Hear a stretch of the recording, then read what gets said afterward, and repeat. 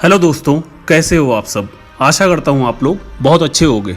तो आज मैं आप लोगों को एक ऐसे शख्स की कहानी सुनाऊंगा जो कि इतिहास का सबसे बदकिस्मत इंसान था। तो चलिए शुरू करते हैं।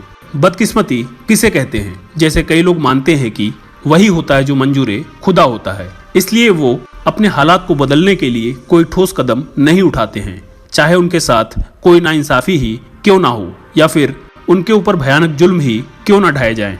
वो इसे बस बदकिस्मती समझकर हाथ पर हाथ धरे बैठे रहते हैं। आज मैं आपको एक ऐसे शख्स की कहानी बताने जा रहा हूँ जिसे इतिहास का सबसे बदकिस्मत इंसान कहा जाता है। इसके पीछे एक बेहद ही रहस्यमय कहानी है जिसके बारे में जानकर आप हैरान हो जाएंगे। दरअसल मैं बात कर रहा हूँ वॉल्टर समरफोर्ड की, जो ब्रिटेन का रहने वाला था। वह सेना में ऑफिसर था। उसके साथ एक जैसी ही 3 रहस्यमयी घटनाएं घटी थी जिसकी वजह से उसे बदकिस्मत माना जाने लगा। इतना ही नहीं, मरने के बाद भी उसके साथ वैसी ही घटना घटी। समरफोर्ड के साथ पहली घटना साल 1918 में घटी थी, जब वर्ल्ड वॉर के समय उनकी तैनाती बेल्जियम में थी। एक दिन वे घुड़सवारी कर रहे थे, तभी उनके ऊपर आसमान से बिजली आकर गिर गई। इसकी वजह से उनके कमर के नीचे के पूरे शरीर में लकवा मार गया। हालांकि कुछ ही महीनों में वह पूरी तरह से ठीक हो गए और चलने लगे, लेकिन उससे पहले ही सेना की ओर से उन्हें जबरन सेवा से मुक्त कर दिया गया था। समरफोर्ड के साथ दूसरी घटना पहली घटना के ठीक 6 साल बाद यानी 1924 में घटी। उस समय वे कनाडा में अपने नए जीवन की शुरुआत कर चुके थे।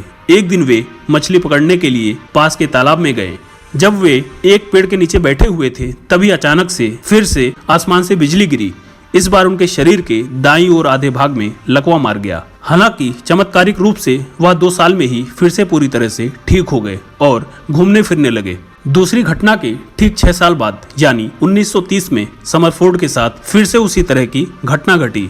वह एक पार्क में टहल रहे थे और खूबसूरत नजारों का आनंद ले रहे थे। तभी अचानक मौसम खराब हो गया और आसमान में काले काले बादल छा गए। इसी बीच कड़कड़ाती हुई आसमानी बिजली उनके ऊपर आ गिरी। यह तीसरी बार था जब उनके ऊपर बिजली गिरी थी। हालांकि इसके बावजूद उन्होंने 2 साल तक अपनी जिंदगी के साथ संघर्ष किया, लेकिन आखिरकार वे जिंदगी की जंग हार गए और 1932 में उनकी मौत हो गई। समरफोर्ड की मौत के बाद उनके परिजनों ने उन्हें कनाडा के एक कब्रिस्तान में दफना दिया।